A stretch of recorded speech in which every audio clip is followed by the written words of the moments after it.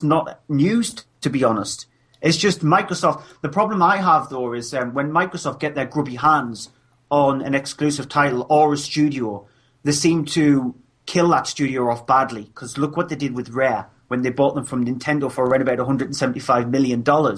Rare was doing brilliant business with Nintendo on the N64, and they were supposed to have released a Star Fox game for the GameCube, but that was cancelled when Rare was bought by Microsoft, and so Microsoft gave them sort of like a remake of Conker's Bad Fur Day and a few other games, including Kinect Adventures and Kinect Sports, and that's all Rare has done for Microsoft in the 10 years that they've owned them, and they keep on just pushing people away from that studio, and now they're working on shovelware. And this was a company who had a reputation for releasing brilliant games. So Microsoft have that problem with doing something like that and getting the exclusive rights to Gears of War. Do people actually care? You see, that's what I was wondering, because I wasn't really sure what this story meant for the man on the street, but what you're saying, it doesn't really mean anything. No, because you represent Gears of War with the Xbox 360. The 4 Gears of War games that have come out have been Xbox 360 exclusives. There was no chance that they were ever going to translate over to the PlayStation 3. And so making the next Gears of War, which is going to be handled by a completely brand new studio called Black Tusk Studios. So giving it to a completely new studio as well, who was at E3 was rumoured to be working on like a stealth action game. So whether they are going in a different direction with Gears of War and making it more stealth action oriented rather than a cover shooter, or that game has now been cancelled for a new Gears of War to come out. It'll not come out this year. It'll be 2015 before we get a new Gears of War game.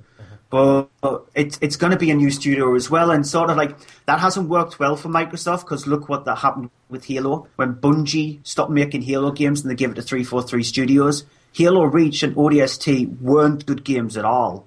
So there's supposedly a re-release of Halo 2 coming out this year for a stopgap for the next Halo game. So we'll see what 343 Studios does with that, but I don't know what Black Tusk can do with the Gears of War franchise. If they take it in a new direction, it might be an interesting idea. But another cover shooter in the series, because the last Gears of War game, Judgment, didn't go down very well with the fans of the series. Okay. All right. Okay. Stuart, until what we're going to do is we're going to kick you off the show. Stuart, that's it. Yeah, no problem with that. I'm gonna actually get some sleep because I need some. I'll be crawling to my bed. There's an image. Okay, right, Stuart, until next week, sir. Don't image that. Just do not imagine that. I think I've probably turned off most of your listeners now. Right, listen, get off the radio. Until next week, sir, may the force be with you. And we, well, of course, myself and you, I'll be talking to you during the week. But we look forward to having you back on next week. Catch you next week. Thank you, sir. Talk to you soon. Bye. Bye-bye. Dead or alive, you are coming with me. Hello, I'm Sylvester McCoy, and I'm following the nerd. If you're like me, you're incredibly lazy and don't like the thought of scrolling through pages and pages of our website just to catch up on what's been going on in the world of nerd. Well, fear not, for we have the solution. Simply check out our nerd news videos. It's all of the week's biggest stories compressed into one handy, hilarious 4-minute video. Subscribe to the Following the Nerd YouTube channel right now to ensure you don't miss out.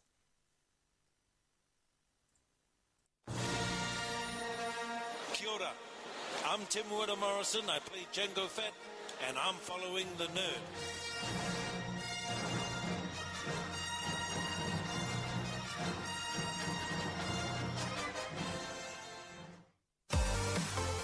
Following the Nerd, bringing you all the latest news, reviews, and stories from the world of nerd on a daily, hourly, minutely basis. That's why we deserve a Shorty Award, but only you have the power to make that happen. So why not go to www.shortyawards.com and vote for us? Go on, you know you want to. Groovy. And we're back. Thank you very much to Stuart from the Monday Movie Show. Okay, right. Let's rip on, Paddy.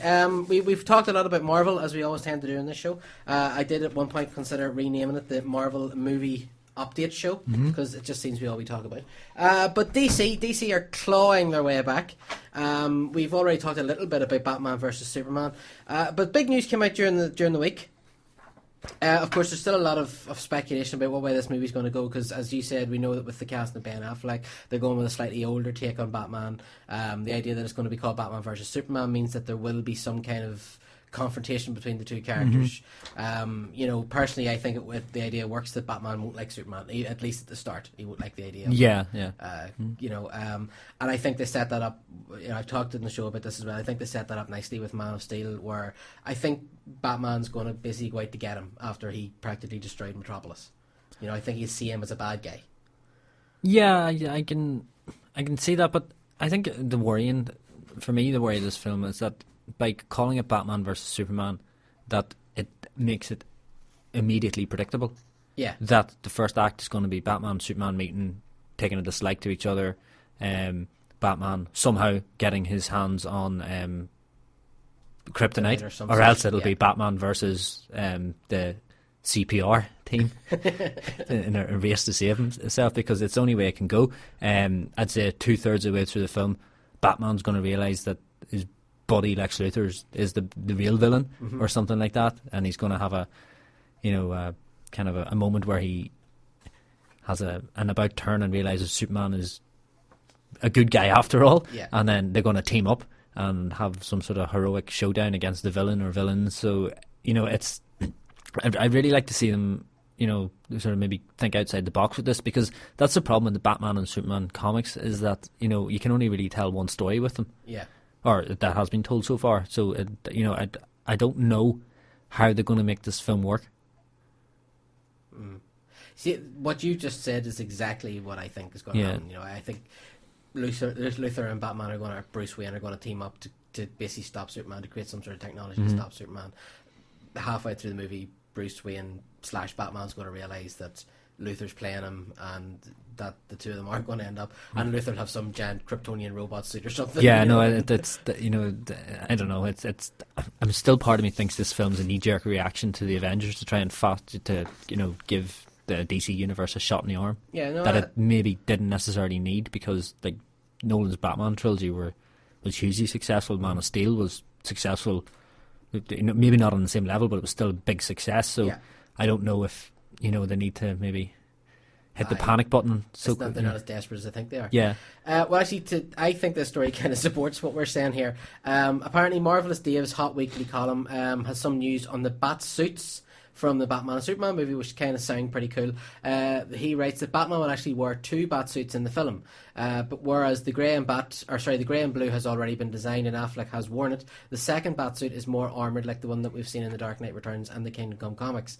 The grey suit is something that we've heard about very early on. Kevin Smith hinted at a sort of more traditional kind of thing. Jennifer Garner talked about it as well, and apparently what we're hearing is that it's based very much on Jim Lee's take on Batman, which is the very traditional dark cape and cowl and the grey sort of armoured suit, which I want to see that suit done properly in film, because I love the Batman suits that we've seen so far, but we've never seen that comic book Batman. Well, yeah, if they can make a Superman suit work on screen, if they can make a Spider-Man suit work on screen, if they can make a Captain America suit, well, the 1930s one anyway, the Avengers one was horrible, but if they can make those characters, Iron Man, appear as they do in the comic books, why can't we have the Batman proper blue and grey? So I love that idea. I think that's really, really cool. But what they're saying is as well that there will be an armoured suit which will be plated with a black undersuit, something like Miller's suit that we've seen in The Dark Knight Returns. Now, obviously, you're listening to this, you can't picture it, but if you go to fallennerd.com, if you look for this Batman story, it's about 3 or 4 pages into the site, you'll see I've actually posted an image from the suit that he does wear in The Dark Knight Returns.